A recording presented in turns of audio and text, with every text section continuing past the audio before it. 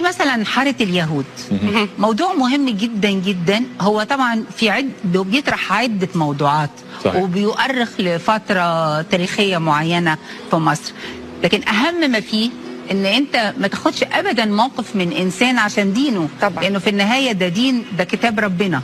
ففي ناس بياخدوا اليهود انه اليهود اعوذ بالله، لا مش اعوذ بالله، اليهود ديانة سماوية لازم نحترمها، ولازم يعني نقدرها جدا ونحترم اليهود، ولازم نفرق ما بين إسرائيل كعدو تطاول على المنطقة العربية واحتل في وقت ما أجزاء من المنطقة العربية، وبين اليهود كديانة. طبعا.